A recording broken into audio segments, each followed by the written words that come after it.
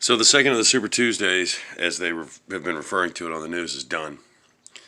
And the only thing that I think anybody can take away from is that the Democrats are reeling. Well, not the Democrats. Let me take that back. Bernie Sanders is reeling. Now, I've never been a Bernie Sanders supporter. I don't think that socialism is a fix. Yes, social programs are needed for any economy, I guess, to survive. They're necessary. I mean, but the thing is, you just can't force people into doing stuff like that. Now, I've said this before, and people have come at me on my Facebook page about, oh, you mean force like slavery? No, dipshit. Okay, slavery has been outlawed in the United States since the Emancipation Proclamation was issued in 1863, made law by the 13th Amendment in 1865. Okay? It doesn't exist anymore. Get the fuck over it. Seriously. Okay? I've never owned anybody. My father, my grandfather, my great-grandfather, my great-great-grandfather never owned anybody. And keep in mind that my grandfather would have been 100 and something now. My great-grandfather, probably, he was alive during the Civil War, I'm certain. But definitely my great-great-grandfather was. And they didn't own slaves either. Okay, so get the fuck over that shit. Irish people were enslaved along with women right around the same time. Okay, if you really want to get into the true history of it and you're really going to look into it, then let's talk about that. But what I'm talking about is you can't force people into helping others. You got to want to do it. And there's a couple of interesting little things here that most people are not getting as it pertains to the Democratic Party. In 2016, people were saying that Bernie was hosed by Hillary, that she stole the nomination. It's becoming very clear now that Biden, who is the front runner for the Democratic nomination after Sanders lost a shitload of ground in Michigan, where he was largely successful in 2016. And he's doing it because his I'm going to call him a fan base. They're not even a constituency because they don't vote. They'll show up to these damn rallies and they'll put on this big show. But see, the thing is I guess they're just too busy making their avocado toast to actually show up to the polls when it counts. And that's the thing. That's the key of it. Here's a newsflash. The Democrats are not going to win the White House in 2020. They're not. Joe Biden, the guy doesn't know the difference in his weapons that he's trying to ban. He came out and actually made a statement. I was watching an interview this morning where he said that the Second Amendment does not limit doesn't say that you can't limit the types of weapons. Okay? The Second Amendment is the only amendment in the Constitution that clearly states a right is not to be infringed. Period. End of story. In fact, I could get up and it's sitting literally right over there in that little book right there on that desk, that little black book on the top. My copy of the Constitution along with the amendments is actually in the binder. It's the only amendment that says it's not to be infringed. The right to own weapons. Okay? Now, you're not going to win a country over, especially in the Midwest, when you're talking that mess. You're not. Okay?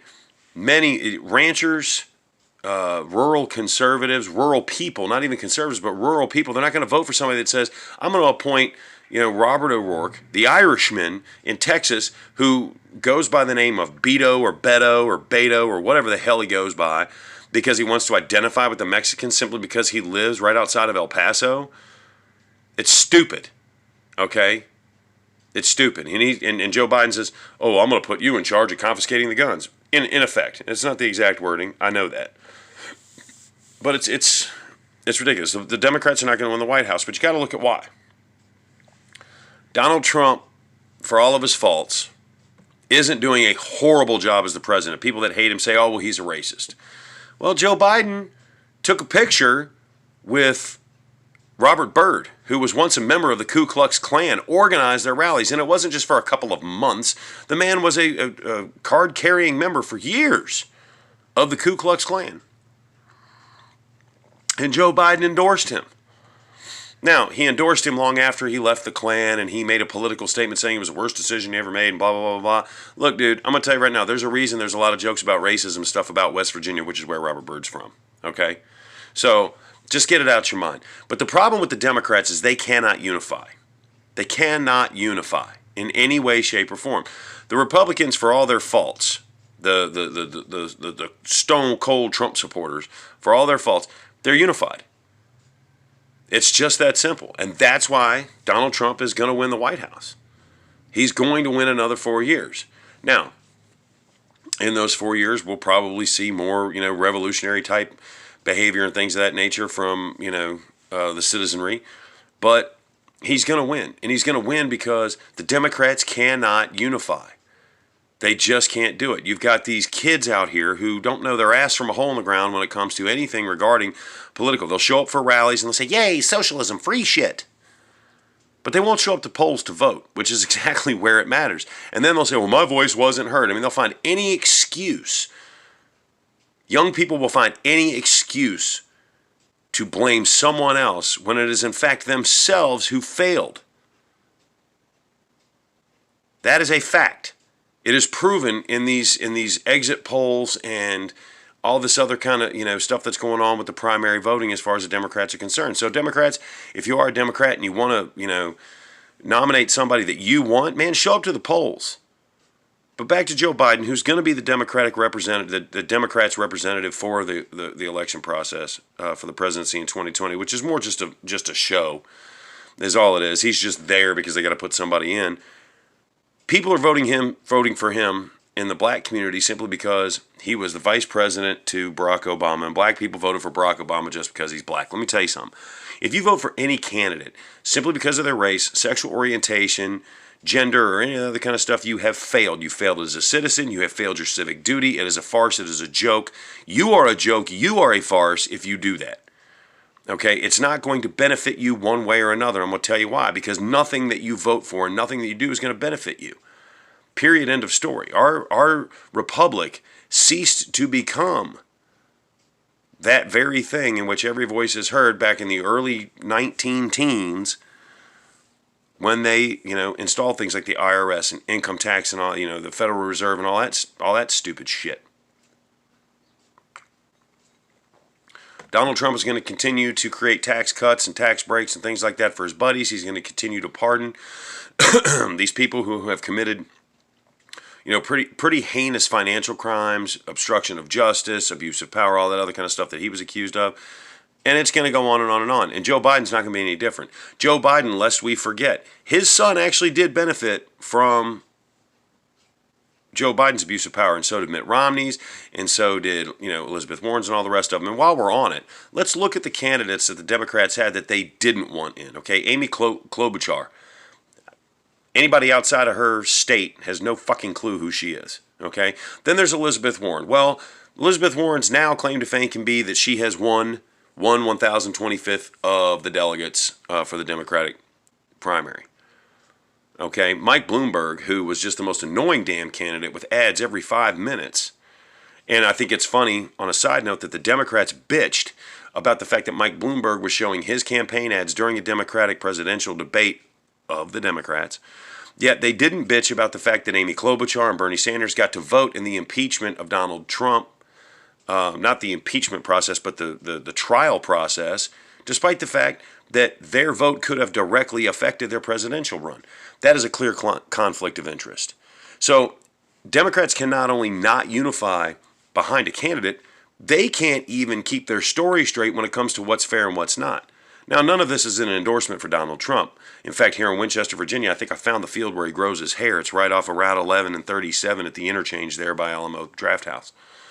But the fact is Donald Trump's going to be president in 2020. God only knows what that holds for us. But Democrats, if you really want to put somebody up there who is going to defeat the man based upon the issues, you shouldn't be running out people like Pete Buttigieg or whatever the hell his name is from South Bend, Indiana. The dude actually had a pretty good plan. And I'm not a Democrat, I'm not a Republican. But I will tell you that I would listen to him a lot more than I would listen to Joe Biden his time. And if you don't get that reference joke, you should go look up Honest Trailers on YouTube. It's pretty damn funny. And specifically go to the Willy Wonka one because it's funny in hell. Joe Biden's not going to make a good president. Just period. End of story. He's not.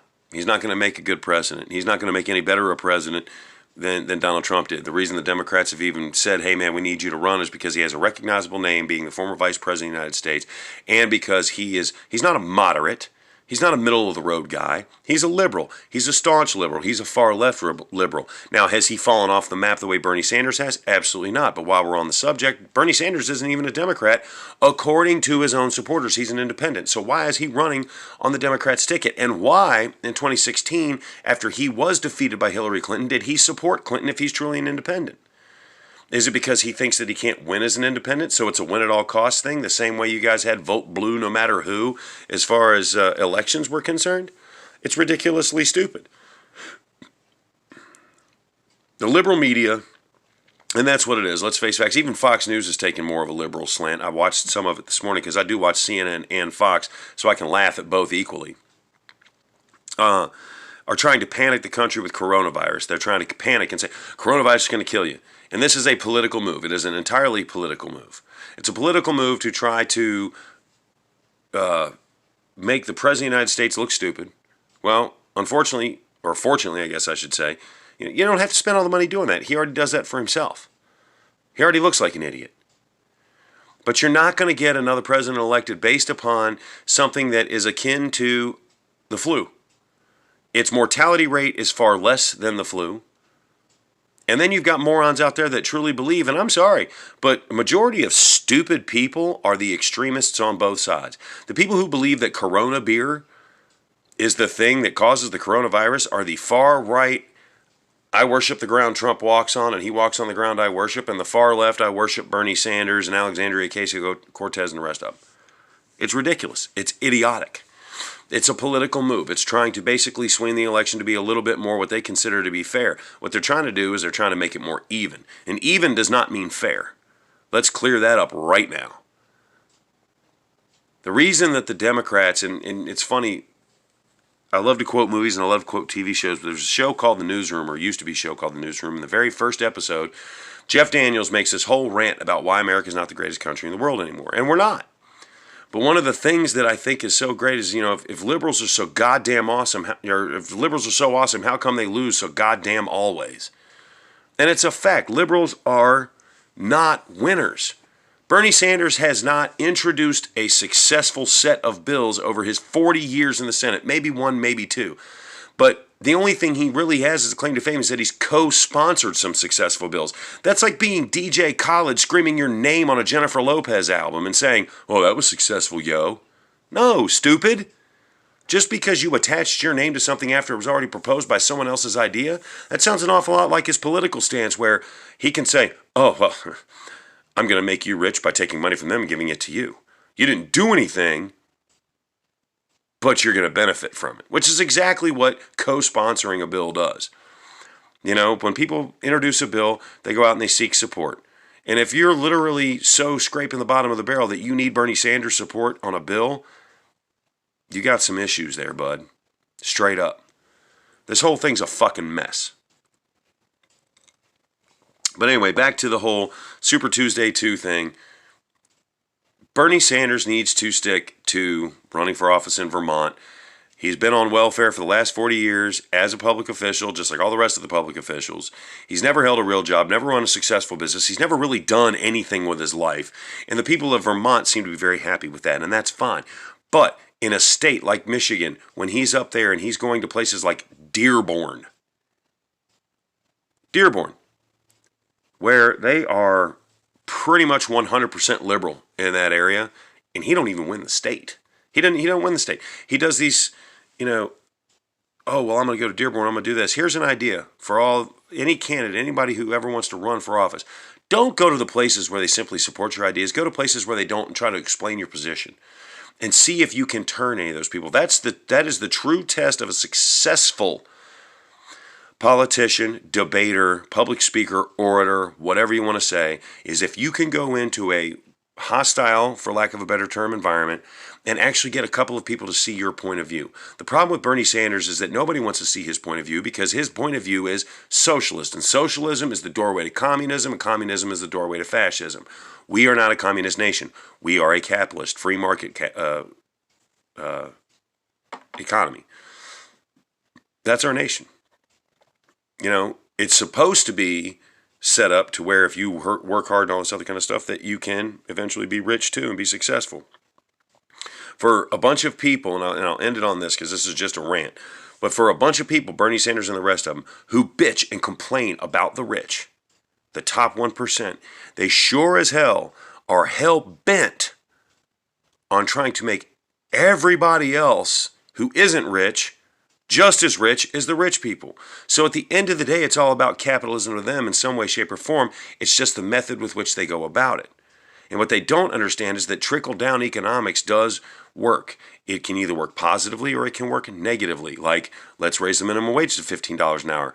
We can do that. But then products are going to cost more, which is effectively going to offset the $15 an hour minimum wage. They're going to tax the middle class more so that people who don't work or don't want to work or whatever can have health care. And I'll attack healthcare here in another video, probably tonight or even tomorrow, because I'm going to tell you guys right now, healthcare is not a fucking right. It is something that is imposed upon you, your body. Liberals love to sit there and talk about, well, abortion. You can't tell a woman what she can do with her body. Well, the healthcare is the same thing. You can't tell me that I have to have healthcare for my body if I don't want to go see the fucking doctor. Just like I can't tell a woman to keep a baby because I don't believe in abortion. It's the same thing. Maybe in a little bit different context, maybe in a little bit different of an understanding, but it's the same fucking thing if you open your mind. The problem is you fucking liberals think that you're so open-minded that your brains have now fallen out and you don't have a single independent thought. And conservatives don't even get me started on the stupid bullshit that you motherfuckers try to impose upon other people, because I am going to end it on this. As we're talking about forcing things on other people, conservatives, you fucked up. Especially conservative Christians as we know them. You don't believe in abortion. You don't believe in condoms or contraception. So if a young girl who makes a mistake gets pregnant, she has no recourse except to have the baby. But what you also don't believe in is assisting her in prenatal care or taking care of that child. But you will sit there and scream over and over again the very cliche phrase of "it takes a village." Well, you're the fucking village, stupid. And not only that, isn't the Christian faith supposed to be all about like forgiveness and acceptance when people make mistakes? Isn't that what Jesus taught? I'm pretty sure I read that somewhere. I think it's called, the Holy Bible. But you guys don't believe that, because if a young girl makes a mistake and gets pregnant with a young man who also made said mistake, but nobody's fucking forcing anything on him, shouldn't you forgive? No, you judge. And that's your problem. So basically the left wing and the right wing, they're both parts of the same bird. I say that almost every video. But you guys are just fucking stupid. All of you. You're dumb. That's why I've become a Carlin-crat. Circa George Carlin. And the only reason I use the word crat at the end of it for anybody that wants to break that down and claim, oh, he's some super liberal. No. Carlin-crat just rolls off the tongue better than Carlin can or Carlintarian or Carlin Knee Party. With the current political landscape names that we've given everybody. I'm a Carlin-crat, straight up. It's all paid for. It's all fixed.